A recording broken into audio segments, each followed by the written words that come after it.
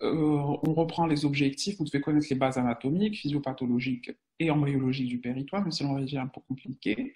Il faut reconnaître cliniquement une péritonite aiguë, qu'elle soit, et différencier, faire la différenciation entre une péritonite primitive et une péritonite secondaire.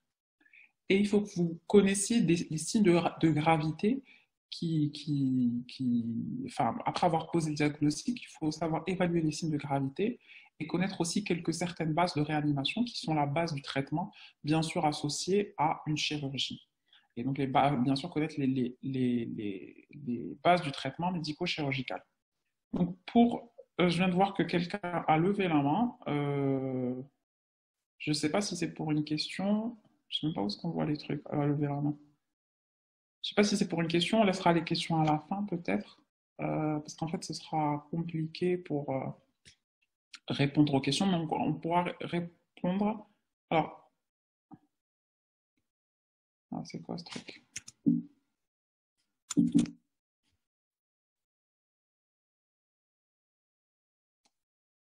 Alors, qui a levé la main? Je ne sais même pas comment on fait pour voir plus.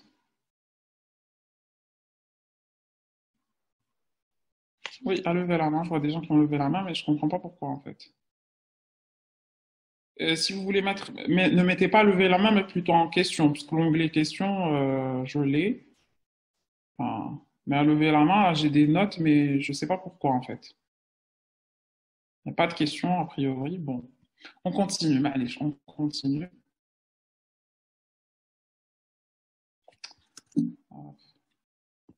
Qu'est-ce qui se passe?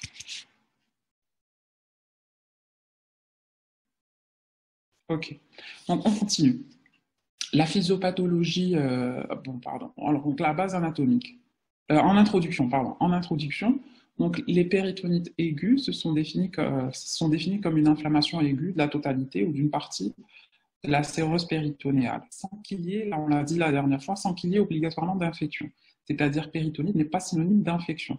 L'infection survient par la suite à cause d'une pullulation microbienne ou une diffusion. On détaillera par la suite. Mais une péritonite est synonyme d'inflammation, c'est-à-dire d'irritation péritonéale, du feuillet péritonéal. Les péritonites peuvent être généralisées ou localisées. Elles peuvent être primitives ou secondaires. Comme vous l'avez, je ne sais pas si vous avez retenu, pour les personnes qui étaient connectées la dernière fois, on a fait la différenciation entre défense et contracture. La défense, pour rappel, la défense est localisée, elle est provoquée par la main de l'examinateur, donc c'est un signe sémiologique qui est provoqué. Troisième des choses, il cède après l'examen clinique, c'est-à-dire quand on ne palpe plus le patient, l'abdomen ne se défend pas. Contrairement à la contracture qui est permanente, qui n'est pas qui est provoquée, enfin qui n'est pas provoquée, qui est spontanée, qui n'est pas provoquée par un examen clinique. Donc la contracture y est. Et troisième des choses, elle est invincible, c'est-à-dire qu'elle dure, qu'on examine le patient ou pas. Donc c'est pour différencier entre défense et contracture. En base anatomique, on va rappeler que le péritoine, c'est une membrane, en fait, c'est une séreuse qui enveloppe les organes et qui tapisse aussi la paroi antérolatérale de l'abdomen. C'est ce qui va différencier le péritoine pariétal, donc qui tapisse l'intérieur. Donc on a la paroi, la peau, les muscles, les aponévroses et les muscles. Et tout à fait à l'intérieur, vous avez une membrane séreuse qui constitue le péritoine pariétal. Il faut savoir aussi que les organes intra-abdominaux, pour la majorité, sont péritonisés, c'est-à-dire qu'ils sont couverts de membranes séreuses. Donc, c'est la séreuse, c'est la couche la plus externe de l'organe. Et ça constitue, en fait, c'est du péritoine. La séreuse, qui est la couche externe, c'est du péritoine. Pareil, comme je vous l'ai dit la dernière fois, l'épiplomb, c'est du péritoine. Enfin, c'est de la graisse qui est tapissée en antérieur et postérieur par du péritoine, ainsi aussi pour les ligaments, etc. Donc, les deux feuillets, que ce soit péritoine pariétal ou viscéral, ils définissent ce qu'on appelle la cavité péritonéale. Alors, pour la physiopathologie, on l'a réalisé la dernière fois, le péritoine a trois rôles. Il sécrète, il absorbe et il se défend. Voilà. Donc, grâce à la sécrétion et aussi à l'absorption ainsi qu'à des accolements, il peut se défendre. Donc, il sécrète quoi? Il sécrète un liquide qui est riche en protéines, mais aussi riche en cellules leucocytaires, avec des histiocytes. Alors, cette sécrétion, elle va avoir deux rôles. Elle va favoriser les glissements des organes les uns sur les autres. Exemple, quand l'intestin se contracte, eh ben, on va avoir, en fait, les uns vont glisser les unes sur les autres. Et en fait, le fait qu'il se soit humide, qu'il y ait du liquide, ça facilite le glissement des organes. Deuxième des choses, du rôle physiopathologique, c'est la défense contre l'infection, comme on l'a dit, grâce au liquide sécrété, mais aussi grâce à la réaction, c'est-à-dire, comme on l'a dit à la dernière fois et on va le répéter par la suite, le péritoine va, grâce à son rôle d'accolement quand il y a de l'inflammation, il va essayer de circonscrire le feuillet, le site infecté. C'est-à-dire, c'est ce qui va donner des péritonites localisées. C'est ce qui va donner des péritonites localisées. C'est-à-dire que le péritoine va complètement essayer d'isoler la zone inflammée et ou infectée. Donc, il va essayer d'isoler cette zone pour la défense de l'organisme. Voilà. Donc, pareil, en base physiopathologique, on rappelle qu'il y a trois mécanismes de contamination. Il y a la contamination qui est faite par voie générale, c'est-à-dire c'est une contamination hématogène. Exemple, comme je vous ai dit la dernière fois, j'ai une injection, ou bien, exemple, j'ai une pneumonie, par la suite compliquée, non traitée, etc. Je peux faire une septicémie et je peux infecter ma cavité péritonéale à cause de ça.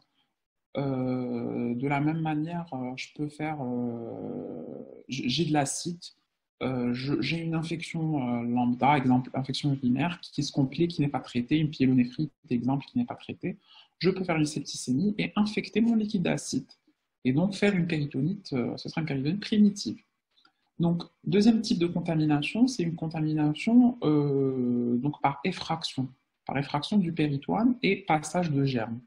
Donc, exemple, dans la contamination péritonéale de dehors en dedans, quand on donne à un patient, enfin à monsieur, une dame, un coup de couteau, il y a une contamination qui peut se faire de l'intérieur vers l'extérieur. Troisième type de contamination, c'est la contamination de dedans en dehors. Et c'est l'exemple des perforations d'organes, exemple perforation colique ou gastrique, qui va donner des péritonites par perforation d'ulcère, des péritonites par perforation sur tumeur du sigmoïde par exemple, des péritonites sur diverticulite aiguë, etc. Donc c'est une contamination du tube digestif vers l'extérieur. Alors ça on l'a dit, ça c'était pour la physiopathologie, dernière plaque. Donc, le péritoine, il va se défendre, comme on l'a dit, par la sécrétion d'un liquide fibrineux. En fait, il va former ce qu'on appelle les fausses membranes. Je ne sais pas si vous avez déjà vu des fausses membranes. C'est une sorte d'amas cellulaire blanchâtre, donc qui constitue en fait toutes les cellules qui sont sécrétées par le péritoine vont former ces fausses membranes et qui vont donc essayer de limiter l'infection, essayer de couvrir.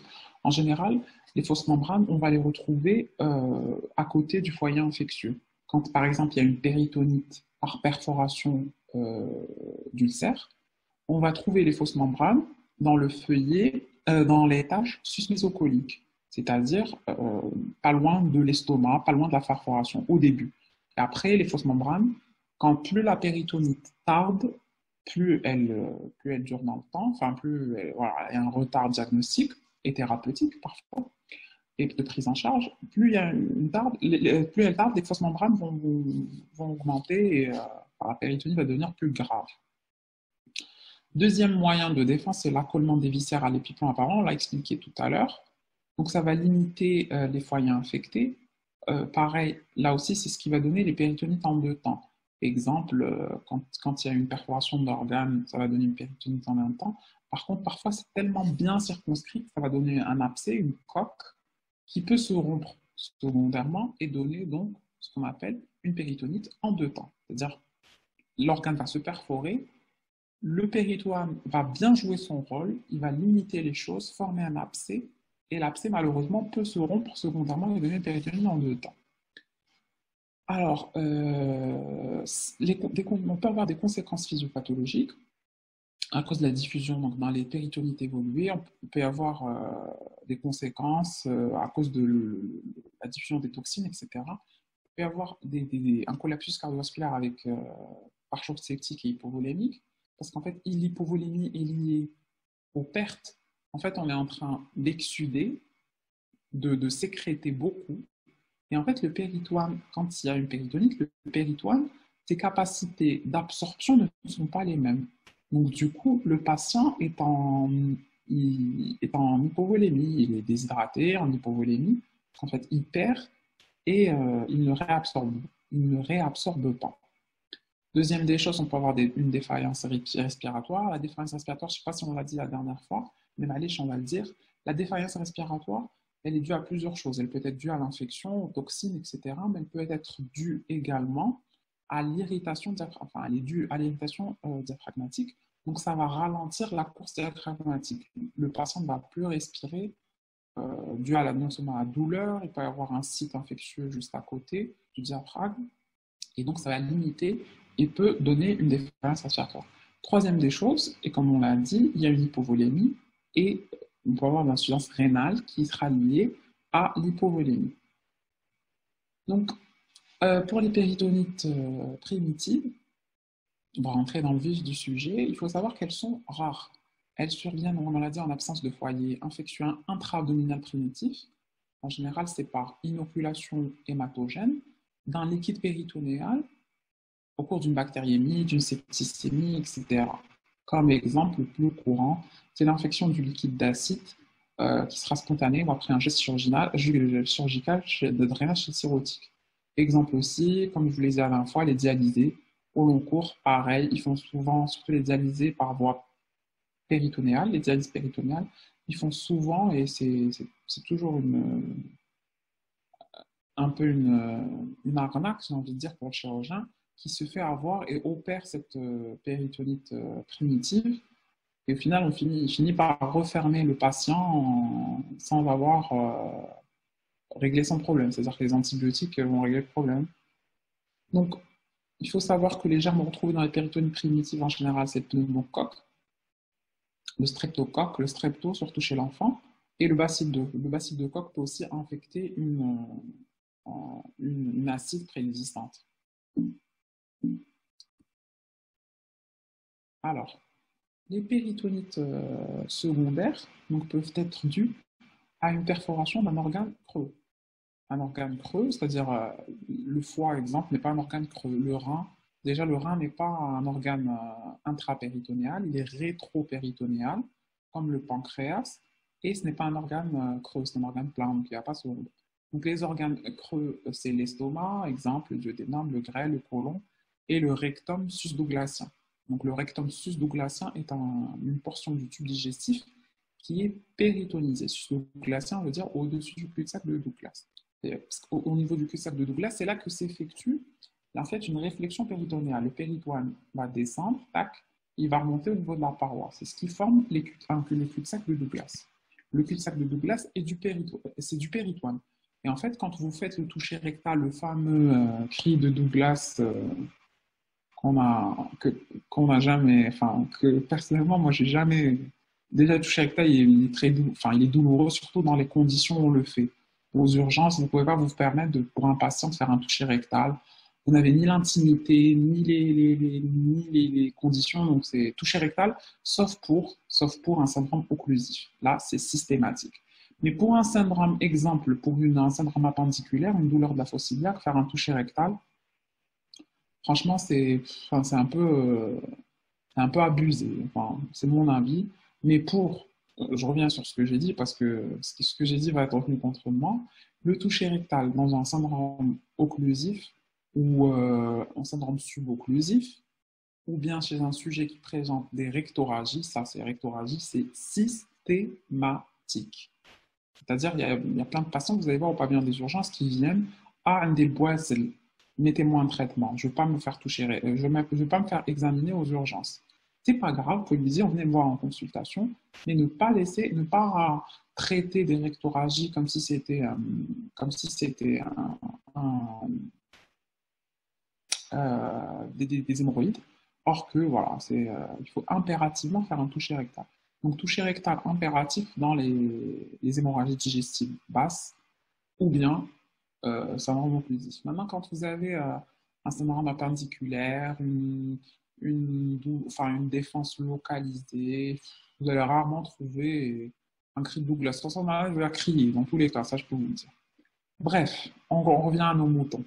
Donc, la perforation pour la péritonite secondaire, ça peut être la perforation d'un organe creux, et ça peut être aussi, comme on l'a dit tout à l'heure, une péritonite en deux temps. C'est-à-dire qu'il y a un abcès qui se forme au départ, exemple un abcès appendiculaire. Donc, l'appendicite va évoluer pas directement vers une péritonite appendiculaire, mais il va y avoir un abcès appendiculaire qui va se former qui malheureusement peut se rompre secondairement.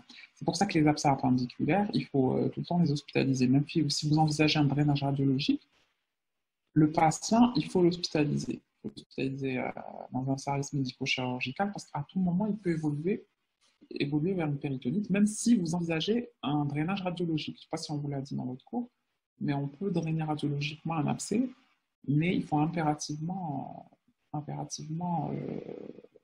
l'hospitaliser. Ça peut aussi être un abcès périsigmoïdien. Alors, ça peut être aussi la diffusion d'un foyer infecté local, donc une péritonite, comme on l'a dit tout à l'heure, directement en primitive, une appendicite qui se complique directement de péritonite appendiculaire. Ça peut être aussi une salpingite, une sigmoïdite, c'est-à-dire qu'il y a une sigmoïdite sans perforation. Il va y avoir une diffusion. Ça peut être aussi une cholécystite. Une cholécystite. Je pense vous l'avoir dit la dernière fois, on peut avoir des contaminations suite à un accouchement par voie basse. Il peut y avoir une infection du péritoine à cause d'une contamination ascendante, en fait. C'est des germes gynécologiques qui vont infecter le péritoine. Ça aussi, c'est un piège classique post-accouchement avec des manœuvres. Un accouchement avec des manœuvres intra-utérines, etc. Ou bien post-mise exemple d'un dispositif intra-utérin stérilé ou, comment ça s'appelle, des salpingographies. Les hystérographies, type hystérographie, etc., pour bilan de stérilité. Ok. Alors, le pronostic, il faut savoir que le pronostic des péritonites aiguës, il reste grave. En fait, il dépend, comme on l'a dit à la fois, des tares du patient. Donc, à l'état général du patient, c'est tard, est-ce qu'il est stenté, pas stenté, cardiopathe, hypertendu, diabétique, son âge, enfin, bref, tout ce qui est, c'est-à-dire propre au patient. Il y a aussi, le pronostic dépend aussi de l'étiologie. Une étiologie, dans une étiologie, exemple, on va prendre bénigne et maligne. Dans le bénin, on va dire que le pronostic est toujours meilleur, le malade est immunocompétent, etc. Dans les pathologies malignes, type perforation sur tumeur du sigmoïde, et ben c'est pas toujours, pourquoi ça défile, c'est pas toujours, le pronostic peut être réservé chez ces patients. Et bien sûr, c'est aussi le délai de la prise en charge. Plus on traîne avec un patient en général, et plus on traîne avec une péritonite, on peut exposer le patient à la perforation d'organes, à la défaillance pulmonaire, à la défaillance au collapsus cardiovasculaire, à l'hypovolémie, etc. Donc, le traitement, bien sûr, vous vous en doutez, pour les péritonites secondaires, surtout primitives, c'est l'antibiothérapie. C'est le traitement chirurgical précoce qui reste le facteur pronostic qu'on peut maîtriser. Parce que l'étiologie, on ne la maîtrise pas. Enfin, le facteur étiologique, on ne le maîtrise pas. L'état du patient, on ne le maîtrise pas. La seule chose qu'on maîtrise, c'est notre rapidité à faire le diagnostic et à traiter le patient. Ok, donc on va faire maintenant, on va passer au diagnostic clinique. Je crois que c'était là qu'on s'était arrêté, que j'avais eu le problème. Ouais. Donc le diagnostic clinique, la forme typique, c'est la péritonite aiguë de l'adulte jeune. Donc on va prendre un cas classique. C'est toujours, d'ailleurs dans vos cours d'externat, quand vous montez vos cours pour votre examen, je vous conseille toujours de faire, dans votre clinique, chapitre clinique, de faire la forme typique. Enfin, c'est le plan, hein, de toute façon, je vous conseille, c'est le plan des cours. On ne va pas refaire la médecine.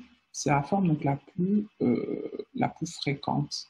C'est en fait la forme la plus fréquente et c'est en général la forme sur laquelle vous êtes interrogé à votre examen. Donc l'interrogatoire va rechercher les caractéristiques de la douleur. La douleur, vous les connaissez, le siège, l'irradiation, le type de douleur, est-ce que c'est spasmodique, l'heure, le mode de début, l'intensité, le siège d'irradiation. Il y a 6 caractéristiques comme on l'a appris en sémiologie, donc les caractéristiques de la douleur. Ça, c'est l'interrogatoire.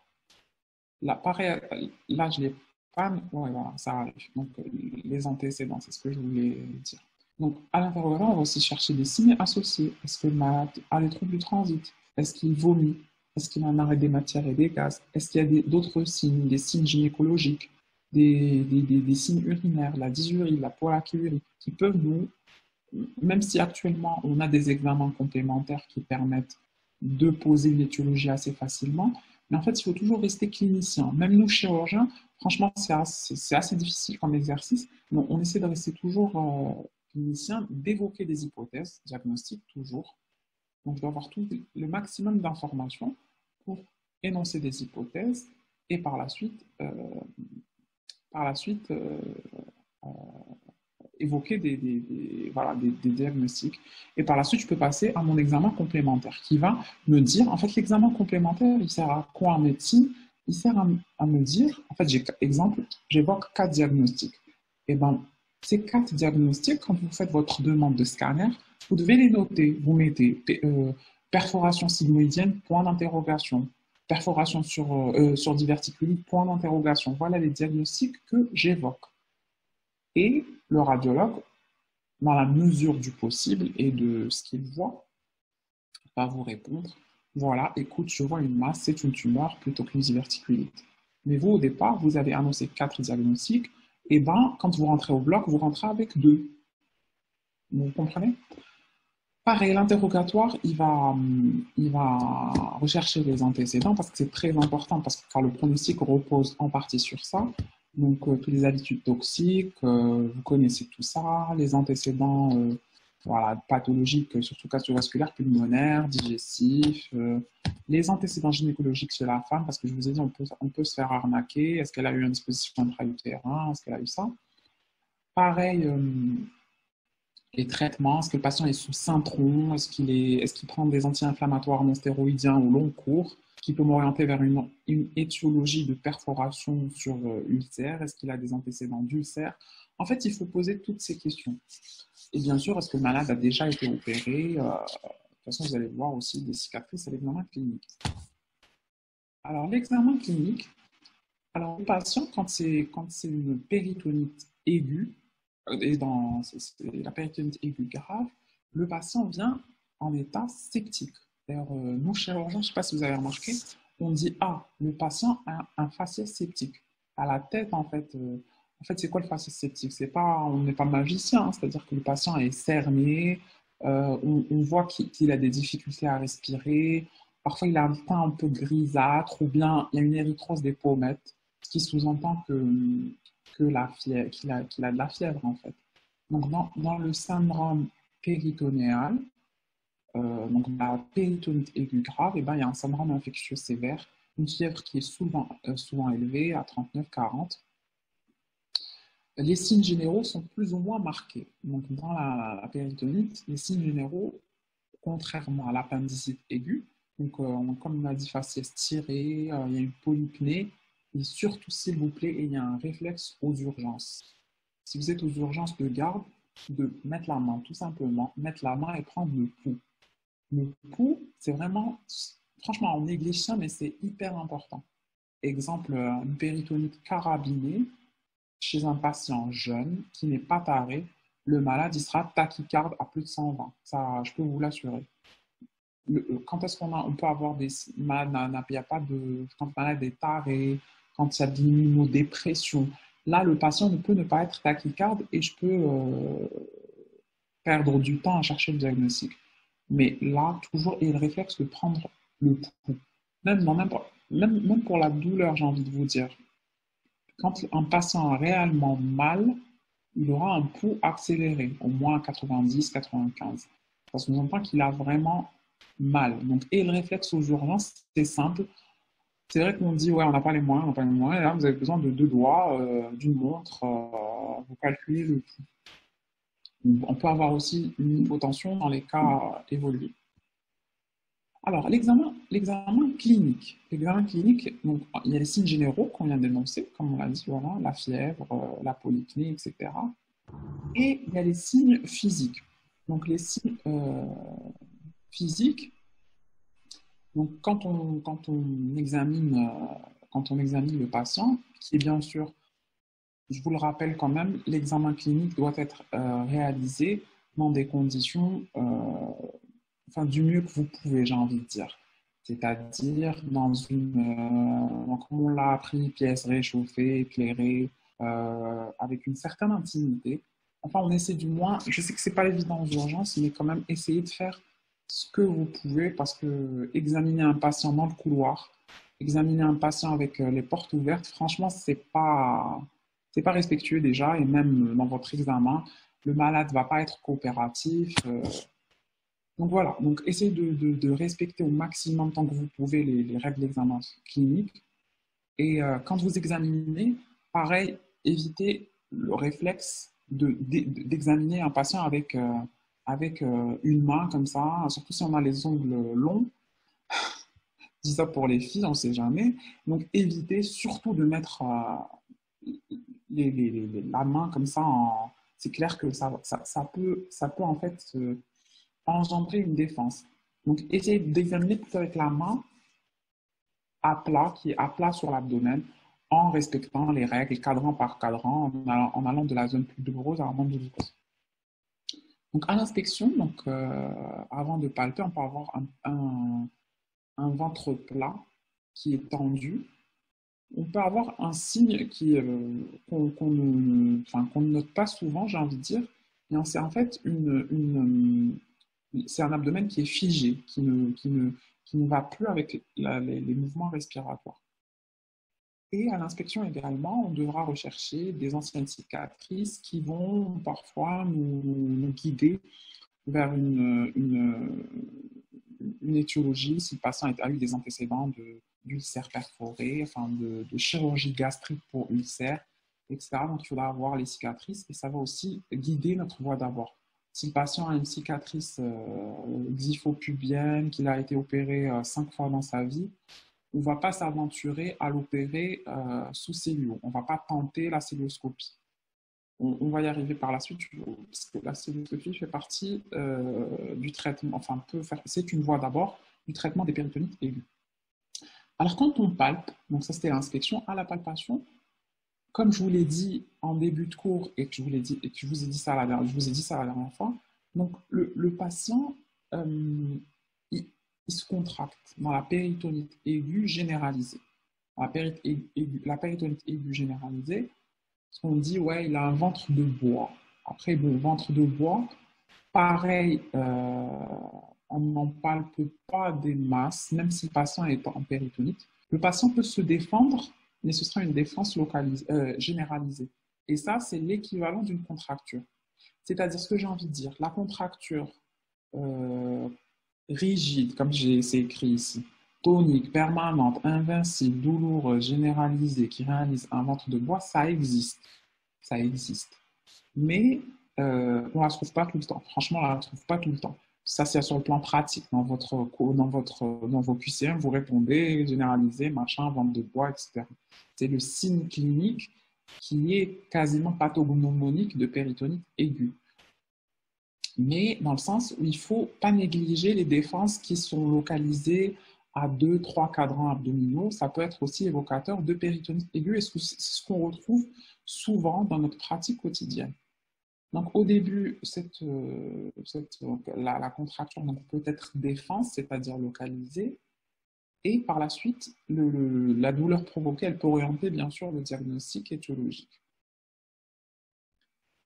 Là aussi, on ne fait pas souvent, on fait pas souvent dans notre pratique courante, mais il faut quand même le signaler, c'est la percussion. Donc la percussion peut voir qu'il y a du liquide avec une matité des flancs, et on peut aussi chercher le signe de disparition de la matité préhépatique qui signe un pneumopéritoine. Mais j'avoue que ça, c'est vraiment, moi personnellement, j'ai jamais constaté une disparition de la matité préhépatique pour le pneumopéritoine.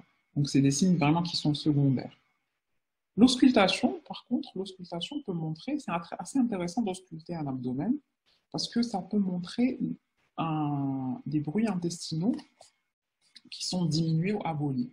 Parce que, comme vous le savez, je ne sais pas si je vous l'ai dit la dernière fois, quand il y a une péritonite aiguë, quand il y a une péritonite aiguë généralisée, il y a une inflammation du péritoine, une inflammation du péritoine. C'est comme, en fait, je donne toujours cet exemple aux externes, je donne toujours cet exemple quand vous avez une appendicite aiguë. Une appendicite aiguë, simple, comment vous allez palper votre défense? En fait, c'est quoi la défense d'un point de vue pratique? Il y a un foyer infectieux. Il y a un foyer infectieux qui est là. Quand vous allez palper, c'est ce qui va faire la défense. Ça, c'est l'appendice. Ça, c'est la paroi abdominale. Vous allez palper, c'est-à-dire que vous allez mettre en contact le péritoine avec le foyer infectieux. Et au-dessus du péritoine, si vous vous rappelez, du péritoine pariétal, il y a les muscles. Il y a des muscles. Il y a des muscles de la paroi antérolatérale de l'abdomen, en l'occurrence le petit oblique et le grand oblique à ce niveau-là. Et le patient, en fait, quand il y a de l'irritation, c'est comme quand on est électrocuté. Le muscle, il va se contracter. Donc, c'est ça qui va donner la défense abdominale. Vous allez sentir une contraction du muscle si vous mettez au contact. Si vous mettez au contact le muscle avec le processus infectieux. Dans la péritonite aiguë, généralisée, pas localisée, par exemple perforation d'ulcère qui a traîné, etc., là, le liquide est dans tout l'abdomen. C'est ce qui va faire que le muscle est contracté. C'est ce qui va donner la contracture au maximum ou bien une défense généralisée. C'est-à-dire, elle est diffusée à tout l'abdomen. Deuxième signe qui signe l'irritation péritonéale, c'est l'intestin qui se fige. L'intestin, parce qu'il y a l'intestin, il y a la séreuse. Comme je vous l'ai dit, c'est du péritoine, la séreuse. Et par la suite, à l'intérieur, il y a la musculeuse. La musculeuse, c'est du muscle. Donc, l'intestin, suite à de l'irritation péritonéale, donc il y a du liquide dans tout l'abdomen, à côté de l'intestin, etc., et bien l'intestin, il va réagir aussi comme la paroi de l'abdomen, comme la défense, comme la paroi, quand elle se contracte, et bien l'intestin, il va réagir, il va se contracter. Il va se contracter, et c'est ce qui s'appelle ileus réflexe, c'est-à-dire que il y a une occlusion en fait intestinale, puisqu'il y a une arrêt des matières et des gaz. Mais ce n'est pas dû à un obstacle, c'est dû à un intestin qui se fige. Alors, il faut savoir que le toucher rectal, on revient à ça peut donner une douleur dans le cul-de-sac de Douglas. Et pareil, là aussi, ça c'est ce que vous répondez dans vos QCM, il faut cocher ça, cri de Douglas. Mais en pratique, franchement, en pratique courante, j'ai dû examiner genre 3 4 cris de Douglas réellement, où le malade a été touché, il y a eu un toucher rectal dans les règles de l'art, donc on lui a pas fait mal, il y avait de l'anesthésiant, de l'axylogel, etc. Et il y a eu un authentique cri de Douglas. Mais sinon, c'est assez rare. Donc ça, c'était les examens cliniques, clinique où on a énoncé les signes fonctionnels. Il faut toujours respecter le plan dans votre tête, même quand vous serez résident, quand vous aurez des présentations de malades, etc. Il faut toujours respecter ce plan. Examen clinique, signes fonctionnels, signes généraux, signes physiques. Toujours dans cet ordre. Pour ne pas, même quand vous présentez à la visite ou un patient, vous le faites dans cet ordre-là. Et par la suite, bien sûr, on passe aux examens complémentaires. Donc les examens complémentaires, dans les péritonites aiguës généralisées, en fait, le diagnostic, il est dans la forme typique de l'adulte jeune, il est le plus souvent clinique, il faut le dire. Mais les examens complémentaires vont trancher chez les sujets qui sont âgés, qui sont tarés, chez qui l'examen clinique n'est pas clair. Et aussi, les examens complémentaires ont un deuxième intérêt, c'est en fait, c'est une recherche, un diagnostic étiologique. C'est-à-dire qu'on n'est plus à l'ère en chirurgie, enfin du moins j'espère, on n'est plus à l'ère d'Hel ou chauffe. On n'est plus à l'ère, et je ne suis pas du tout d'accord avec ça. C'est-à-dire, ouais, je vais ouvrir et je vais voir au bloc. En fait, en chirurgie, réellement, il n'y a pas d'improvisation, c'est très carré. Donc, on doit aller avec des hypothèses diagnostiques, même si je dois en avoir deux. J'en ai quatre, je fais mes examens complémentaires, j'en ai deux, et j'opère le patient avec ces deux diagnostics. Mais, c'est-à-dire, parce que si j'évoque les deux diagnostics, j'ai deux éventualités. Est-ce que je fais ça? J'ai un plan B, j'ai un plan A, un plan B, je prépare le matériel, je me prépare dans ma tête, enfin tout. Je prépare le patient s'il doit avoir une stomie. Je ne sais pas si vous savez ce que c'est une stomie. C'est une poche d'une manière dans le langage courant. C'est-à-dire que le patient, en fait, stomie, ça veut dire aboucher à la peau, un segment du tube digestif. Il y a des patients qui ont une colostomie. Donc, du coup, les matières vont sortir à travers une poche. Il y a des malades qui ont une iléostomie. Le suc intestinal va sortir par une poche. Il y a des malades, et il y a aussi donc des stomies, ce qu'on appelle de décharge, il y a des stomies d'alimentation. Exemple, gastrostomie d'alimentation. Donc là, c'est plutôt pour alimenter. Le malade va avoir de la nourriture qui est mixée. À l'étranger, c'est des préparations, c'est pas de la nourriture mixée, mais c'est pareil, hein, d'une valeur nutritive, c'est pareil. Donc le patient va prendre des seringues de gavage et va s'alimenter par la gastrostomie d'alimentation ou jéjunostomie d'alimentation.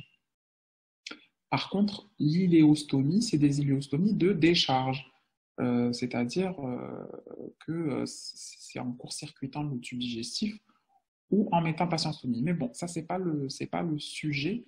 Mais je tenais à vous dire ça parce qu'il faut préparer le patient. Il faut lui dire, ouais, tu vas avoir une poche. Une poche. C'est pas évident de dormir. Je vais me faire opérer, je dors, paf, je me lève, je me réveille avec une poche. Que je vais probablement garder plusieurs mois, plusieurs années ou probablement toute ma vie. Donc psychologiquement, il faut préparer le patient et aussi se préparer à l'éventualité diagnostique. Donc on revient à nos moutons, je sais, je parle beaucoup.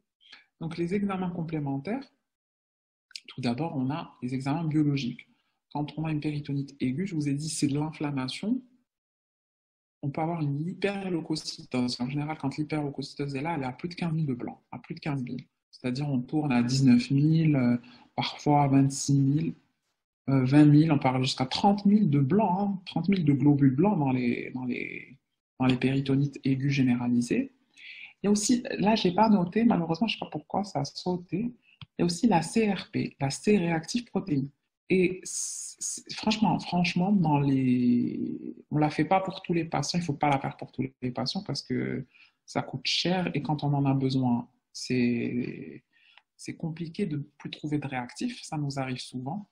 Donc, il ne faut pas la demander pour tous les malades, mais quand vous avez un doute sur une inflammation, ça peut franchement vous aider, la CRP, la C-réactive protéine.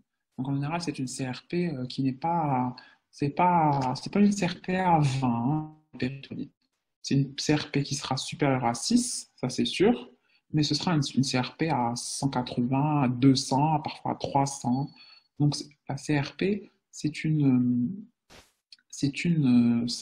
un moyen, enfin, c'est un examen biologique qui est intéressant. Pareil, le patient, on a dit, peut avoir un faciès, enfin, des troubles hémodynamiques, etc., des troubles hydroélectrolytiques, donc, qui sont dus à la déshydratation et à l'hémoconcentration. On fait une récréate pour évaluer la fonction rénale, parce qu'il peut y avoir une insuffisance rénale fonctionnelle qui s'installe. Et si on peut, et ce qui est idéal, il faut faire des gaz du sang, une gazométrie pour voir le pH du patient, l'acidose, s'il y a de l'acidose métabolique, qui sera en faveur du diagnostic d'irritation péritonéale. Pareil, le patient, bien sûr, si on a une arrière-pensée de le préparer pour une intervention, une arrière-pensée de l'opérer, eh ben, je vais en profiter pour faire un groupe sanguin, un résus, une crasse sanguine et compléter une glycémie pour compléter mon bilan préopératoire. Donc, pour les examens complémentaires, ça c'était la biologie. Pour l'imagerie, on le fait actuellement, même si l'ASP il a de moins en moins de place aux urgences. Mais l'ASP, franchement, dans le syndrome péritonéal, il est utile. C'est-à-dire qu'on peut trouver un pneumopéritoine. Ça ne veut pas dire qu'on le trouve. Un ASP où il n'y a pas de pneumopéritoine ne veut pas dire que ce n'est pas une péritonite. Ça, j'ai envie que vous intégriez ça. Intégriez ça. Ça ne veut pas dire. Le scanner est supérieur largement à l'ASP pour retrouver un pneumopéritoine. Un pneumopéritoine, c'est quoi? C'est de l'air dans la cavité péritonéale. L'air, il existe, mais à l'intérieur des organes, c'est-à-dire dans l'intestin, dans l'estomac, dans les organes creux, dans le côlon, dans le rectum suspéritonéal. Et en fait, une perforation de cet organe va donner des bulles d'air qui vont se mettre dans les zones, l'air, et ben, il va monter dans les zones supérieures quand on est debout, en fait. Il va monter dans les zones déclives et supérieures, et notamment les coupoles, sous les coupoles diaphragmatiques. Donc, c'est ce qui va donner un pneumopéritoine. Donc, le pneumopéritoine, il peut être à gauche, il peut être à droite, il peut être bilatéral, il peut être des deux côtés. Donc, l'ASP, bien sûr, pour trouver ce pneumopéritoine, eh ben, il faut le faire debout pour trouver ce pneumopéritoine. Sinon, chez un malade qui ne peut pas se mettre debout, exemple, voilà, un amputé ou un malade qui est en mauvais état, ou je ne sais pas, donc il faut le faire couché et que ce soit, donc le patient est en décubitus dorsal, inférieur, ils vont se mettre latéralement. Pareil, dans l'ASP, on peut voir l'ileus réflexe. On peut le détecter, le reconnaître sur l'ASP. Alors, l'échographie, c'est un examen qu'on réalise, mais qui n'est pas, on va dire, toujours contributif, parce que quand il y a une distension de l'ileus réflexe, eh ben, l'échographie, je ne vais pas vous dire grand-chose. Hein. Mais cependant, elle a une place. Une échographie de débrouillage, on peut l'utiliser, elle peut être utile. Et c'est surtout dans les abcès, en fait. L'échographie sera performante pour retrouver des abcès, surtout chez les patients qui sont maigres, etc. Donc, elle sera pareil, elle peut nous dire qu'il y a de l'épanchement péritonéal, du liquide. Elle peut nous dire, ah, il y a du liquide dans l'abdomen. Et bien sûr, dernier examen, enfin qui est ici noté en dernier et qui est le plus performant. Enfin, du moins, ce qu'on a actuellement, c'est le plus performant. C'est le scanner abdominal, la TDM abdominale injectée, de préférence. Si le malade n'a pas d'insuffisance rénale, s'il n'a pas d'allergie aux produits de contraste, et si bien sûr, troisième proposition, enfin éventualité, si vous disposez du scanner, parce que du scanner injecté, parce on est au premier CHU d'Alger et il n'y a pas, enfin, à la garde, à partir de 16 heures, il n'y a plus de scanner injecté. C'est un scanner non injecté. Donc, bref, c'est l'examen qui a la meilleure sensibilité et spécificité pour détecter un pneumopéritoine, une péritonite aiguë ou un épanchement péritonéal. Donc, il est supérieur à l'échographie et il est largement supérieur à l'ASP. D'accord? Mais on se débrouille comme on peut, en fait. Parce que le radiologue, il ne va pas nous faire 36 scanners dans la garde. Donc, un malade chez qui je suspecte une irritation péritonéale qui se défend, eh ben, je vais faire un ASP. Si je suspecte une perforation d'ulcère, je vais faire un ASP pour voir si j'ai un pneumopéritoine. Mais il faut quand même, comme je le dis toujours à mes résidents, il faut quand même mettre la pression et au maximum essayer d'avoir un scanner. Ça, c'est pour la pratique courante. Mais sinon, dans votre examen, vous répondez ASP, échographie, téléthorax, avec une supériorité pour le scanner. J'ai dit ASP, échographie, téléthorax, ASP, échographie, TDM, et pardon, avec une supériorité pour le scanner, qui est l'examen le plus sensible et le plus spécifique pour le diagnostic des péritonites aiguës. Donc, l'ASP, c'est très important. Là, l'ASP, bon, ça, c'est un téléthorax, je ne parle pas d'ASP. Ça, c'est un téléthorax. Sur le téléthorax aussi, en fait, l'essentiel, c'est de prendre les coupoles diaphragmatiques. Même si vous faites un ASP, c'est très important. Vous devez... L'ASP, il va prendre du pubis, en fait, du pubis, jusqu'au coupole diaphragmatique. Ça ne sert à rien de faire un ASP à moitié. Donc, ça ne va rien vous rapporter. Vous pouvez aussi, je ne sais pas si je l'ai dit, vous pouvez faire un téléthorax. Et en fait, là, vous avez à droite,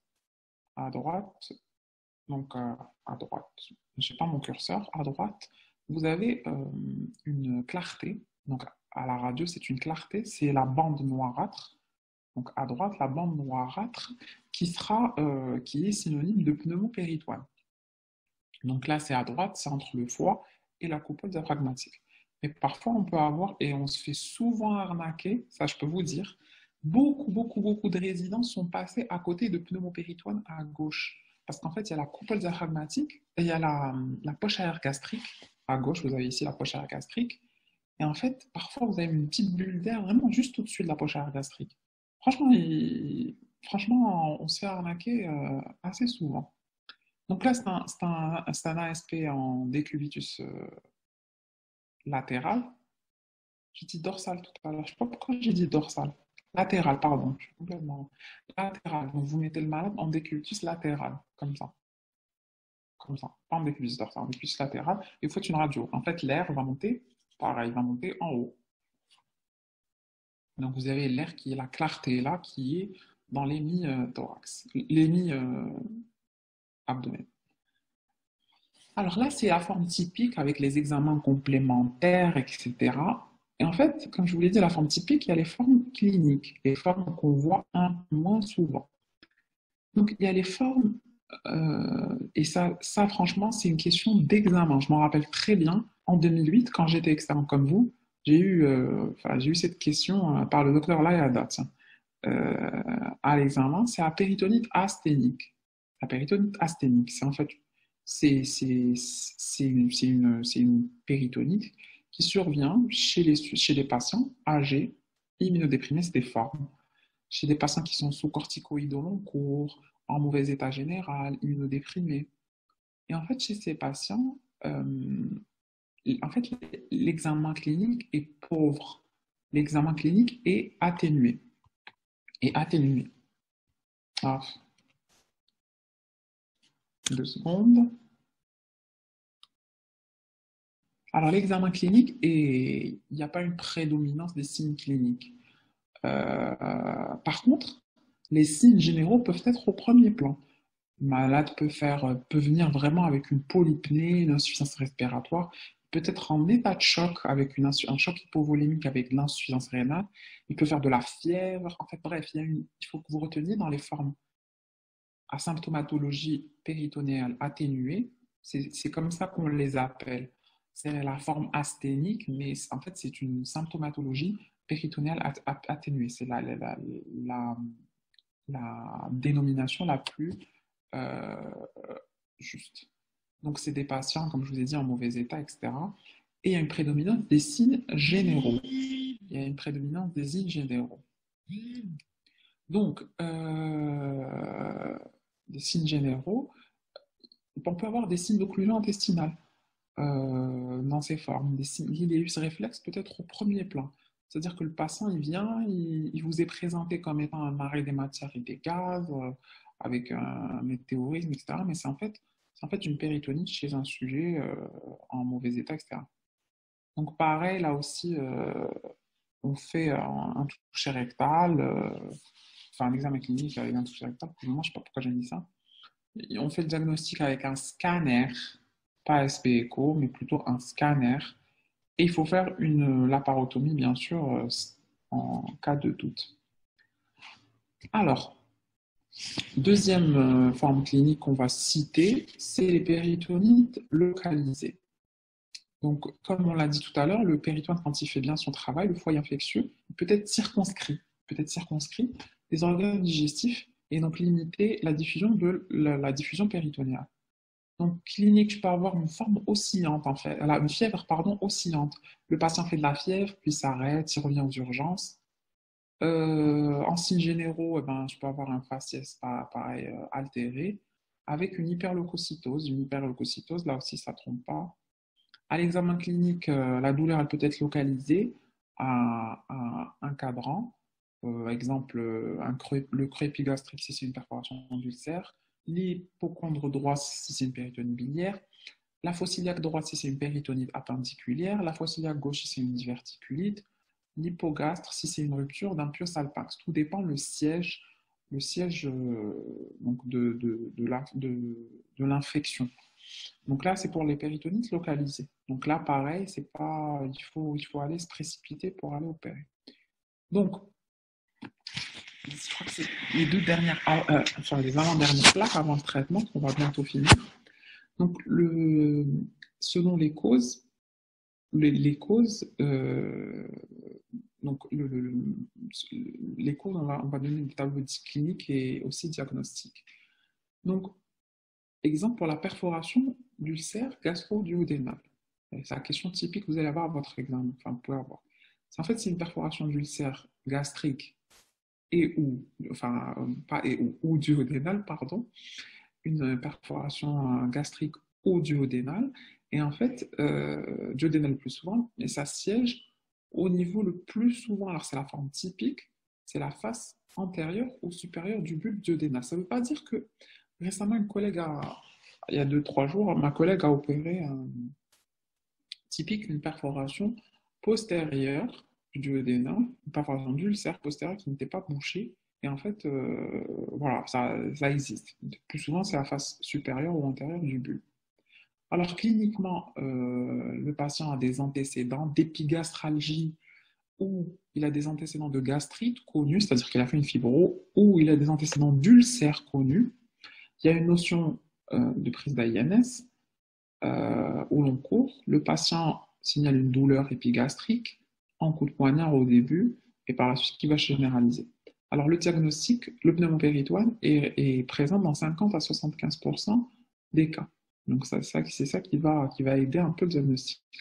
Alors j'ai envie de dire le pneumopéritoine est présent dans l'ASP, mais aussi surtout dans le scanner. Il est plus sensible et spécifique, mais parfois l'ASP seul peut montrer le pneumopéritoine. Deuxième diagnostic, c'est la péritonite appendiculaire. Donc elle peut être généralisée d'emblée, ou bien, c'est-à-dire péritonite en un temps, ou bien rompre après rupture secondaire d'un abcès. Donc ce sera une péritonite en 2 temps. La clinique, c'est souvent un patient jeune, parce que la forme la plus fréquente, enfin, souvent, c'est l'apanage des jeunes patients, même si l'appendicite chez le sujet âgé existe, mais c'est rare. Donc, la forme typique chez le patient jeune, c'est une douleur de la fosse iliaque droite. J'ai un point douloureux de McBurney positif. C'est souvent accompagné de vomissements. La fièvre, par contre, elle n'est pas à 39-40, quoi. Elle est à 38, parfois 37-8 en fébricule. Donc la clinique, c'est surtout l'hyperleucocytose et surtout l'échographie qui fera le diagnostic parce que l'abcès appendiculaire ou la péritonite localisée, eh ben, l'échographie peut faire le diagnostic assez aisément. Alors, on peut avoir des perforations de l'intestin grêle, du jéjunum et de l'iléum. Ça peut être l'apanage des tuberculoses, maladie de Crohn, de l'infarctus entérique, d'un volvulus, d'un traumatisme, d'une plaie pénétrante.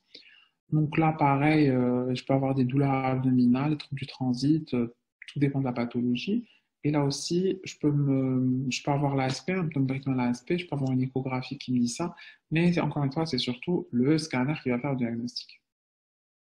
La péritonite colique, par perforation du côlon, donc le côlon peut être perforé après une perforation sigmoïdienne, diverticulaire, peut être perforé aussi par une occlusion, si j'ai une occlusion intestinale au niveau du sigmoïde, du côlon gauche, du sigmoïde, du haut rectum, et ben ça va gonfler au-dessus, ce qui est en amont. Ça va gonfler. En fait, au niveau du cécum, il y a la valvule de Bowen.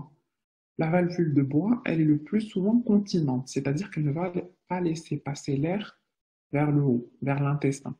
Donc la valvule de Bowen sera continente et en fait, ça peut donner des perforations cécales.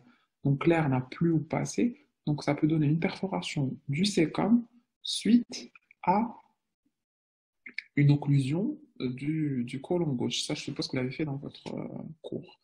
Donc, la péritonite colique, elle peut être d'origine diverticulaire, cancer colique, sigmoïdite, exceptionnellement fécale, même si c'est décrit dans la littérature. donc un fait calme qui va pareil provoquer une occlusion et donner une perforation.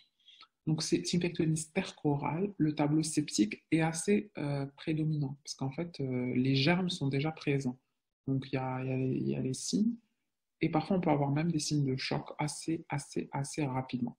Donc pareil, là aussi je vous dirais que c'est le scanner qui va nous diagnostiquer. La péritonite d'origine génitale. Donc là c'est un contexte de salpingite, de perforation utérine.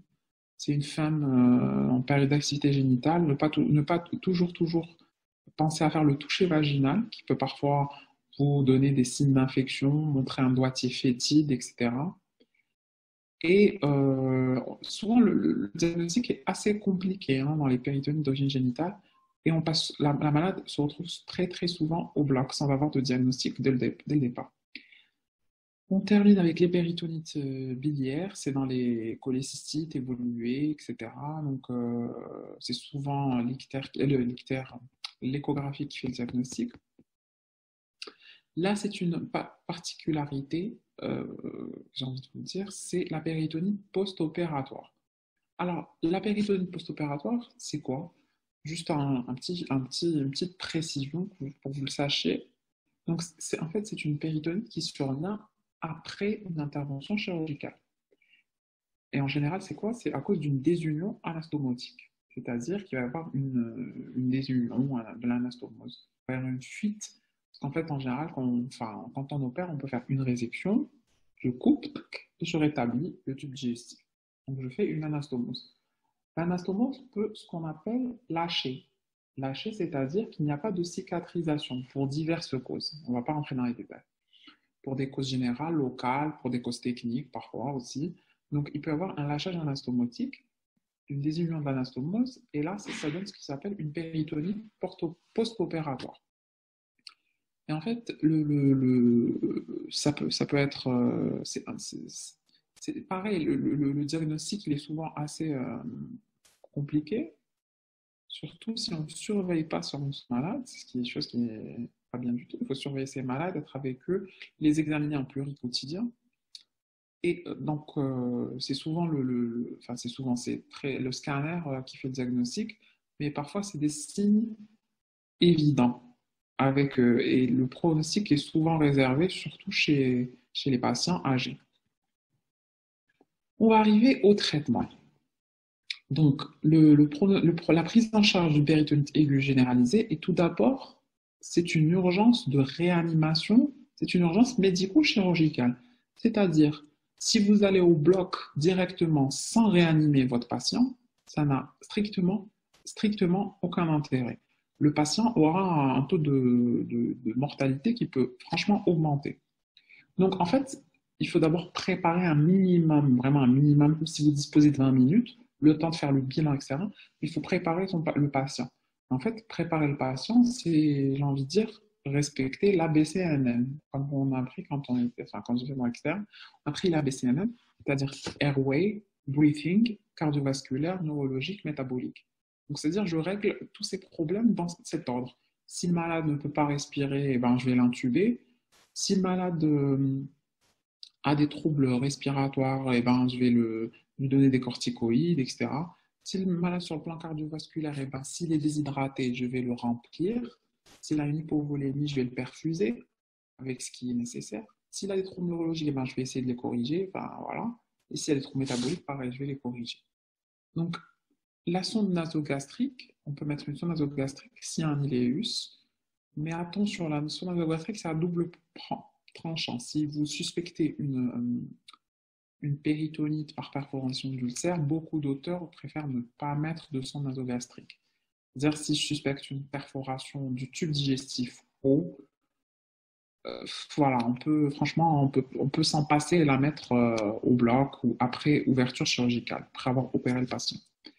Il faut mettre une sonde urinaire, préparer le malade pour surveiller le malade d'un point de vue hémodynamique. Et bien sûr, en fonction du bilan et en fonction de l'état hémodynamique du malade, il faut d'ailleurs il faut sonder le malade, il faut prendre une voie d'abord. Donc des voies d'abord bien sûr de gros calibre Et quand vous n'avez pas des voies d'abord de gros calibre, que le malade a un mauvais capital veineux, il ne faut pas hésiter à mettre une voie veineuse centrale. Pareil, pareil, en attendant les résultats du bilan, il faut rééquilibrer, faire un rééquilibrage hydroélectrolytique si le malade est en hypocalcémie, hypokaliémie, etc. Et il faut essayer de préparer le malade un minimum. S'il est sous Syntron, exemple, il faut mettre du PFC pour corriger le TP en préopératoire. Et s'il a un déséquilibre glycémique, eh ben, il faut mettre un peu d'insuline. On va corriger ça avant de rentrer au bloc. Et pareil, on peut démarrer avant l'antibiothérapie, déjà avant, si le patient n'est pas sceptique, ou bien si le malade est bien, on peut temporiser et démarrer l'antibiothérapie, c'est ce qui est d'ailleurs recommandé. L'antibiothérapie, on peut la démarrer après prélèvement. Donc j'ouvre le patient, après avoir opéré le patient, je prélève et je démarre l'antibiothérapie probabiliste. Et donc, par la suite, je vais adapter mon antibiothérapie au service. Quand le malade va monter au service, je vais l'adapter selon l'antibiogramme que je vais recevoir. Donc, l'antibiothérapie, elle est nécessaire dans les péritonites aiguës. Particularité, donc c'est une antibiothérapie bithérapie à large spectre, active contre les germes anaérobies sur les grammes négatifs, les bacilles grammes négatifs. Donc, en général, on a les céphalorhines de troisième génération associées au flagile. Mais en fait, elle peut être débutée avant avec les mesures de réa. Donc, si le malade n'est pas bien, que je ne peux pas attendre, je préfère commencer les antibiotiques. Ou bien, elle peut être, ce qui est recommandé, démarrer après prélèvement bactériologique. Donc, après avoir préparé votre patient, vous allez l'opérer. Vous allez l'opérer, donc vous allez l'opérer, le traitement il est chirurgical. Donc, la voie d'abord, comme je vous l'ai dit, le patient il peut être opéré par laparotomie, c'est-à-dire on ouvre l'abdomen avec le bistouri qui s'appelle, j'aime pas ça, moi j'aime pas dire ça, mais c'est la voie classique, ce qu'on dit voie classique. Donc, c'est la laparotomie, on ouvre l'abdomen. Et le patient en médiane, c'est-à-dire en médiane, j'ouvre au niveau de la ligne blanche, d'une façon, ça c'est quoi? Verticale, d'une façon verticale, tac. La deuxième voie d'abord qui est la laparoscopie, c'est-à-dire j'ouvre au niveau de l'ombilic, un trocar, j'introduis une caméra. Et en fait, après, je mets d'autres trocars, des pinces, etc. pour pouvoir travailler. Mais il faut savoir que la célioscopie, qui est la laparoscopie, donc célioscopie, laparoscopie, c'est kiff-kiff. Elle est contre-indiquée, c'est-à-dire qu'il ne faut strictement pas la faire si le patient est en état de choc. Elle est contre-indiquée. Donc, si le patient a des signes de choc septique, hypovolémique, elle est contre-indiquée. Des signes, une défaillance respiratoire, elle est strictement contre-indiquée. Mais c'est une voie d'abord dans la péritonite. Alors, la voie d'abord, elle va permettre une exploration complète de la cavité péritonéale et en même temps traiter la cause. Donc, les principes du traitement, c'est quoi? Il faut faire une toilette abondante, c'est-à-dire rincer, laver, aspirer tout le liquide qui est à l'intérieur et rincer. Rincer abondamment au sérum salé isotonique à 9%, 9 pour 1000, 9 pour 1000. 9 pour 1000, 9%, parce que je suis sonné aujourd'hui. Donc, le lavage, il se fait après prélèvement bactériologique. Donc, je fais mon prélèvement, tac, je démarre mon antibiothérapie et je rince. J'aspire tout et je rince. On peut parfois utiliser de nombreux litres de sérum chaud. Alors, de préférence chaud, pourquoi? Pour ne pas déséquilibrer l'homéostasie de l'abdomen, de l'être humain, de l'homéostasie pour ne pas perturber, il faut essayer d'utiliser du sérum à 37 degrés à la température corporelle. On peut mettre de la bétadine, du sérum avec un peu de bétadine, on peut utiliser des antiseptiques. Mais en fait, il y a certains auteurs qui disent qu'il faut utiliser 12 litres de sérum pour laver une péritonite. Mais en fait, ils sont un peu revenus sur ça. Enfin, du moins, c'est ce qu'on nous racontait quand moi j'étais externe. On nous disait ouais, au minimum 10 litres. Mais en fait, il faut laver jusqu'à ce que ce soit clair. Quand c'est clair, propre, je peux m'arrêter de laver. Et le principe des péritonites, c'est drainer. C'est le drainage. C'est-à-dire que je vais mettre des tuyaux, mettre des lames de DLB. Je ne sais pas si vous avez déjà vu des lames de DLB, c'est des espèces de petites plaques comme ça en silicone ou en latex. Et en fait, on les met au niveau des zones déclives. On les met au niveau des zones déclives et ça va drainer la cavité abdominale. C'est-à-dire, même après avoir refermé le patient, eh ben, j'ai un tuyau qui va faire sortir le liquide qui peut ou peut persister de l'infection. Donc, le principe du traitement chirurgical, c'est ouvrir avec une voie d'abord adaptée. La cellule est contre-indiquée en cas de signe de choc. Il faut réaliser une toilette péritonéale avec prélèvement pour une antibiothérapie adaptée par la suite. Il faut une toilette abondante au sérum à température corporelle, c'est-à-dire à 37 degrés, avec des antiseptiques éventuellement, mais ce n'est pas obligatoire. Et troisième principe, c'est un drainage large de l'abdomen, un drainage large. Et donc, après avoir géré la péritonite, c'est-à-dire nettoyer les conséquences, je vais m'attaquer à la cause. À la cause. Donc, juste, ça c'est juste deux plaques, juste pour, on va finir. Si c'est un ulcère gastro-duodénal, donc si c'est un ulcère gastro-duodénal, eh ben, je vais faire une suture au niveau de l'ulcère. Donc, je ne vais pas rentrer dans les détails là, de la méthode de Taylor, parce que vous avez eu, j'imagine, le cours ulcère gastrique. Mais Maléch, on va le dire. Donc, la perforation d'ulcère, en fait, c'est le traitement qui est le plus souvent pratiqué, c'est la suture de l'ulcère. On va aller avec du fil, on va aller faire un point X et suturer l'ulcère avec un lavage de la cavité péritonéale, bien évidemment. Et la méthode de Taylor, c'est quoi? La méthode de Taylor, en fait, on l'envisage avant d'opérer le patient. C'est un traitement médical qui associe une réanimation hydroélectrolytique, une aspiration du tube digestif, avec une antibiothérapie adaptée et à large spectre, avec du Mopral, c'est-à-dire un IPP à forte dose, qui est traitement avec, bien sûr, en commençant le traitement anti-ulcéreux. Donc, parfois, on peut aussi traiter radicalement l'ulcère. On le faisait très souvent avant. Enfin, il le faisait très souvent avant. Actuellement, beaucoup moins. C'est-à-dire qu'on fait rarement une vagotomie pendant la garde, sachant que maintenant, c'est en fait les IPP qui rattrapent les choses.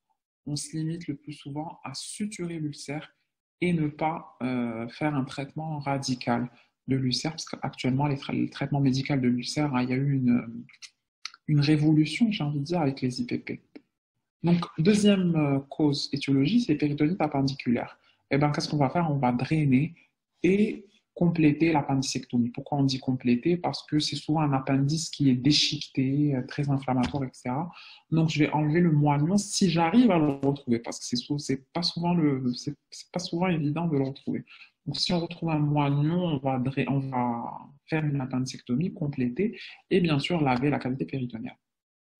Pareil, dans les péritonites par perforation sigmoïdienne, pour les sigmoïdites, pour les diverticulites compliquées ou sigmoïdites compliquées, eh ben, je peux faire ce qui s'appelle l'intervention d'Hartmann. Vous allez sur le schéma pour traiter la cause, donc le siège de la perforation. Je vais couper le sigmoïde. Comme vous le voyez, le haut rectum est au milieu. Et je vais mettre ce qui s'appelle, ce qu'on a dit tout à l'heure, une poche, c'est une stomie. C'est une colostomie, c'est-à-dire que le côlon est abouché à la peau. Les matières vont sortir de là. Et ça s'appelle, ça vous devez le retenir pour votre examen, c'est l'intervention d'Hartmann. Donc, intervention d'Hartmann veut dire, c'est pour le côlon gauche, ça a été décrit par M. Hartmann, pour les résections sigmoïdiennes du côlon gauche. Et en fait, c'est aboucher le côlon d'amont à la peau, donc faire une colostomie, et vous voyez le segment d'aval, c'est-à-dire là, ici en l'occurrence, le rectum, et ben je vais le fermer et le laisser dans l'abdomen. Donc, suture du segment distal et abouchement du segment proximal à la peau. Le rectum est dans l'abdomen, il est fermé, et le côlon d'amont, il sera abouché à la peau. Donc là, c'est pour les péritonites par perforation du côlon, enfin du côlon gauche. Pareil, là, je ne vous ai pas mis l'image, je regrette un peu. On peut faire des colectomies totales. Si vous vous rappelez tout à l'heure, on avait dit le cécum peut se perforer suite à une occlusion intestinale du côlon gauche. Donc là, à ce moment-là, je peux faire une colectomie subtotale, c'est-à-dire que je vais enlever quasiment la totalité du côlon droit qui est perforé, et le côlon gauche emportant la sténose jusqu'en dessous. Là, pareil, là c'est un peu facile, c'est plutôt une perforation du grêle. Et ben, on fait très souvent une résection anastomose quand on le peut, c'est-à-dire que si le malade est bien, je peux réaliser mon anastomose. Et si le malade ne peut pas supporter une intervention, on fera une stomie. Mais il faut savoir qu'une stomie dans le tube digestif, elle se fait aux dépens de l'iléon, parce que plus la stomie est proximale dans le grêle, plus il y aura des pertes et plus ce sera grave.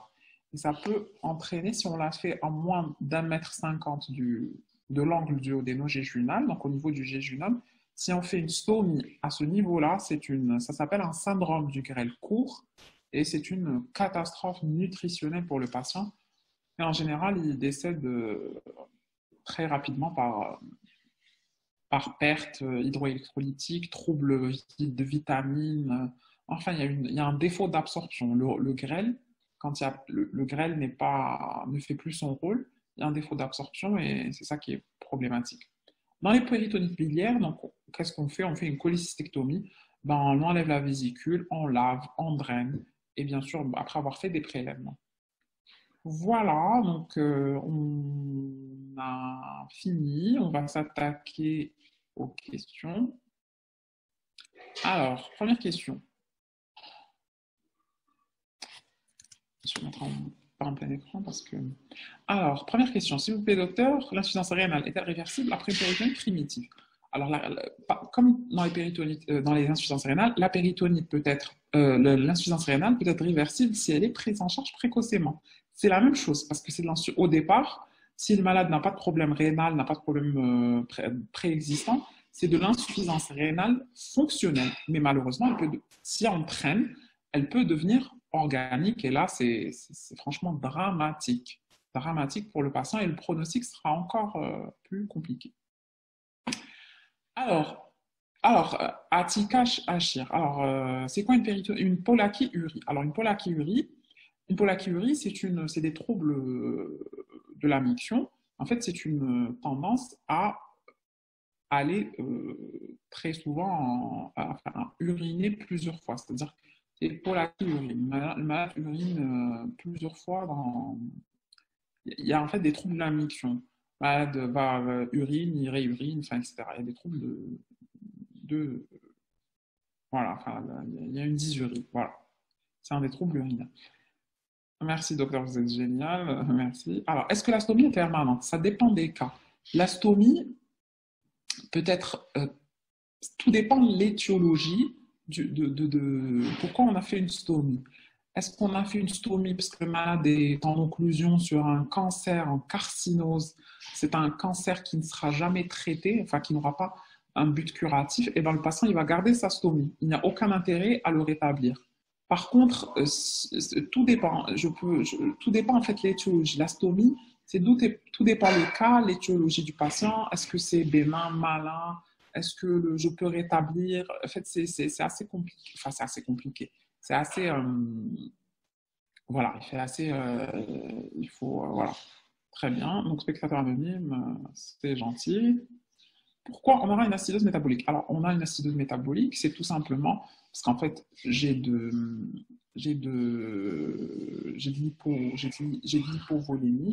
l'hypovolémie, j'ai des toxines, et en fait, tout va majorer à ce qu'il y a un changement du pH sanguin et donner donc de l'acidose métabolique. Bon, c'est gentil. C'est bien, il y a des commentaires positifs. Alors, est-ce qu'il y a un ileus réflexe en présence? Docteur, y a-t-il un ileus réflexe? La présence de gaz va rendre l'écho inutile. Alors, l'échographie, encore une fois, c'est clair quand il y a un ileus, le radio, il va dire, ah, il y a des gaz. Donc, l'échographie, elle n'est pas dans les péritonites aigus généralisés. Elle peut être contributive quand il y a un abcès, quand c'est circonscrit, etc. Mais en fait, il faut faire un scanner. Il faut faire un scanner. C'est vraiment le discours que j'ai tout le temps avec mes résidents, il faut faire un scanner. Mais effectivement, l'utilité de l'échographie n'est pas toujours évidente. Alors, Rakia Aki, si on suspecte une péritonite à l'examen clinique, on fait un ASP qui retrouve un pneumopéritoine. On peut l'adresser directement à la chirurgie sans faire la TDM injectée. Alors, question très, très intéressante, Rekia, je pense, a appris. Donc, très intéressante comme question. Donc, j'ai envie de répondre dans nos conditions actuelles, oui, j'ai un pneumopéritoine. En fait, sur le plan pratique, j'ai un pneumopéritoine, j'ai des signes de gravité, je ne vais pas perdre mon temps à faire un scanner injecté, surtout que dans 90% des cas, on ne l'a pas injecté. Donc, j'ai un pneumopéritoine, j'ai un patient qui commence à altérer son état, je l'opère directement. Par contre, si le patient est bien, que j'ai un peu le temps, que j'ai une TDM disponible, eh ben, on fait le scanner. Il vaut mieux faire un scanner injecté parce que le scanner injecté va me donner l'étiologie. Ok, l'ASP a fait le diagnostic de péritonite, mais comme je vous ai dit, il faut partir avec, on n'est plus au asr du hal chouf. On est quand même en 2020. Il faut pousser les gens à faire des scanners. Si le radiologue ne fait jamais de scanner, enfin, il fait 2 scanners pendant la garde, il ne va jamais apprendre, hein, c'est le résident de radio. Je sais pas Donc, il faut un peu, il faut faire du forcing, comme je dis. Mais effectivement, si l'ASP, d'un point de vue pratique, si l'ASP montre un pneumopéritoine, vous avez un tableau clinique, et ben vous l'opérez. Surtout s'il montre des signes de gravité, il faut le faire assez rapidement. Quel est l'examen de première intention? Alors, l'examen de première intention, c'est l'ASP. C'est l'ASP. Ouais. L'ASP, c'est l'examen de première intention si je suspecte un syndrome péritonéal généralisé. Par contre, si c'est un syndrome douloureux de la fosse iliaque droite et où je suspecte une péritonite localisée, là, vous répondez sur votre truc, échographie. Ce sera le premier examen. Comme je vous ai dit, elle est assez intéressante quand on a des abcès appendiculaires. Alors, si le docteur pouvait me répéter, péritonite colique, valvule de Bowen. La valvule de Bowen, c'est la jonction iléo-cécale. Vous avez l'intestin grêle, il se termine avec la dernière encydéale, puis vous avez le cécum. Donc, la jonction entre l'intestin grêle, l'iléon et le côlon, ça s'appelle valvule de Bowen. Et la valvule de Bowen, elle est le plus souvent continente. C'est-à-dire que s'il y a de l'air dans le cécum, elle ne va pas faire passer l'air du cécum vers l'intestin grêle. Donc, il risque de se perforer. C'est ce qui veut qu'il se perfore. Alors, les antihistaminiques et les antidépresseurs sont-ils gastrotoxiques? Alors, je suis désolé de te dire, je ne sais pas. Honnêtement, il faut chercher, je pourrais te chercher, mais pour te répondre comme ça, je ne vais pas te mentir, je ne sais pas. C'est pour ça que j'ai fait chirurgie d'ailleurs, rappeler les médicaments. Gastrotoxiques, j'en sais. Alors, les antidépresseurs, ça je sais. Les antidépresseurs, je sais, pour avoir eu beaucoup de patients, les antidépresseurs peuvent engendrer des troubles intestinaux et simuler une occlusion. Voilà. Alors, 6 signes de choc, comment on opère notre patient? Eh bien, on l'opère surtout pas en cellio. Il faut l'opérer par laparotomie. Bonne question. Et il faut l'opérer quand même une courte réanimation. C'est-à-dire que je ne vais pas aller ouvrir un patient qui est en état de choc comme ça. Donc, je le prépare. Même en un quart d'heure, 20 minutes, je fais le maximum pour réduire la durée de réanimation, parce qu'il faut aller quand même agir rapidement. Mais il faut quand même le préparer un minimum et en laparotomie, ou voie classique si vous préférez. Donc pas en cellule, surtout pas. Merci à vous, merci. Alors Yacine Baziz, dans la colostomie d'Hartmann, c'est pas la colostomie d'Hartmann, c'est l'intervention d'Hartmann. C'est l'intervention d'Hartmann. Donc, pourquoi on relie le segment du côlon d'amont à la peau? Quel est l'intérêt? L'intérêt, les selles, si je le laisse dans l'abdomen, si je laisse le côlon dans l'abdomen, le patient, Parce qu'en fait, l'intervention d'Hartmann, je ne rétablis pas la continuité. Je ne rétablis pas la continuité. C'est-à-dire que le patient, il a une péritonite septique. Ça, je ne sais pas si je vous l'ai dit, mais quand le malade est très sceptique, eh ben, je ne fais pas d'anastomose. Je ne peux pas rétablir la continuité parce que le patient va lâcher par la suite. Il y a un très grand pourcentage de lâchage. Donc, péritonite infectée, surtout par perforation colique, c'est-à-dire qu'il y a des germes, etc., je ne peux pas, je ne peux pas coller le côlon au rectum, faire une anastomose. Donc, du coup, les selles, enfin, je suis obligé d'aboucher le côlon à la peau pour faire sortir les selles, pour qu'il y ait un circuit intestinal classique. Alors, très bien, c'est la question suivante. Alors, c'est pourquoi on ne relie pas le côlon gauche au rectum pour l'intervention d'Hartmann? Très bonne question, pareil. Parce que le plus souvent, quand c'est une péritonite par perforation colique, et ça, j'ai envie de le dire, je pense ne pas m'être attardé sur ça plus haut, or que c'est très important, et question classique d'examen, quand c'est une péritonite par perforation colique qui a traîné, qui a infecté, eh ben, on ne rétablit pas la continuité. Alors, Kenzo, donc c'est pour ça que je fais une intervention d'Hartmann. Alors, Kenzo Perrin, merci, c'est gentil. Alors, laparotomie. Quand faire une laparotomie et quand faire une cilioscopie? Là, la cilioscopie, elle est contre-indiquée quand le malade est en état de choc. Mais sinon, on peut faire les deux. C'est-à-dire qu'après, on ne fait, comme disait un de mes maîtres, on ne fait que ce qu'on maîtrise. On ne fait que ce qu'on maîtrise. On ne peut pas faire quelque chose qu'on ne maîtrise pas. Donc la cellule, je vous ai dit, c'est en faisant entrer une caméra avec des trocars. Je sais pas si vous avez vu ça. Donc je peux suturer, je peux couper, je peux faire plein de choses. Mais il faut que j'ai l'habitude de faire ça. Et la laparotomie, c'est la voie de l'urgence. Quand le malade n'est pas bien, etc., ben, je vais aller ouvrir. Voilà, c'est gentil, c'est gentil. Alors, pourquoi on a l'ilus réflexe? Comme je vous ai dit, l'ilus réflexe, c'est dû à une contracture de la musculature intestinale qui prouve qu'en fait, le muscle de l'intestin se contracte parce que sa séreuse est inflammée et au contact d'un foyer infectieux. Alors, en cas de péritonite appendiculaire, le pneumopéritoine est absent. Pourquoi? Excellente question. Le pneumopéritoine est absent parce qu'en fait, l'appendice n'est pas un organe qui contient de l'air, j'ai envie de dire. Il ne contient pas de l'air. Il y a souvent des stercolites, il y a du tissu lymphoïde, etc. Donc, ça ne va pas, c'est pas de, on retrouvera, j'ai pas envie de dire jamais, mais quasiment jamais d'air après une péritonite appendiculaire. Est-ce qu'une occlusion sur bride peut provoquer une péritonite? Oui, si on tarde, l'occlusion tarde, etc., que je ne règle pas le problème, eh ben, je peux avoir une perforation quand ça se distance, ça se distance, ça se distance, ça se distance, et ben, à ce moment, ça peut se perforer. Oui, ça peut exister. Vous devez mettre le chargeur, docteur. Merci, mais je pense que ça va tenir quelques bâtonnets. Zenoub Ben Salem, merci docteur. C'est quoi la différence entre la défense et la contracture?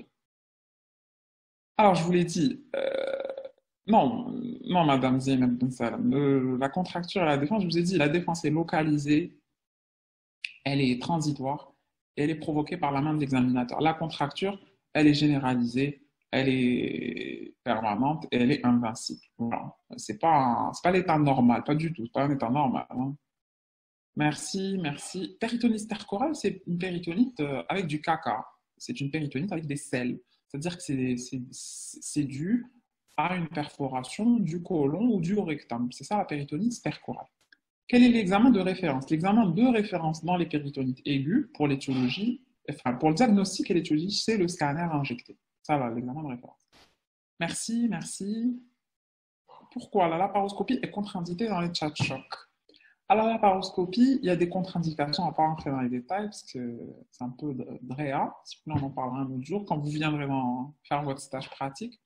La cellule est contre-indiquée parce qu'en fait, on injecte de l'air qui est du CO2, on l'injecte au niveau de l'abdomen, et c'est parce qu'en fait, j'ai besoin de place pour opérer, et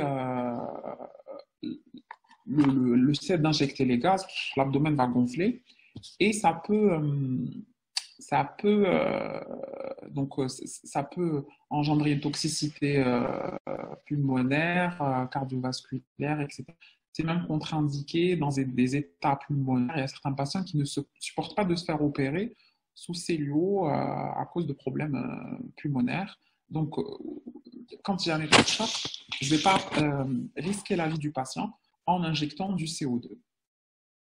Est-ce qu'on peut rétablir la continuité à distance après le traitement péritonique? La réponse est oui. Sauf que pour rétablir la continuité, je dois avoir des conditions, comme je disais, générales et locales. Donc, général, c'est-à-dire que le patient, il faut qu'il ait un bon état nutritionnel. S'il a maigri, il faut qu'il reprenne du poids, etc. Et il faut avoir des conditions locales, c'est-à-dire qu'il ne faut pas qu'il y ait d'infection dans le ventre, pas qu'il y ait d'abcès, etc. Parce que si j'ai pas ces conditions, même si je rétablis, pouf, ça va lâcher. Ça fait partie des conditions de mauvaise cicatrisation. En fait, ça ne cicatrise pas. C'est ça ce que ça veut dire à lâchage de la semence. En cas de péritonite suite à une appendicite, pourquoi on ne trouve pas de péritonite? Ça, j'y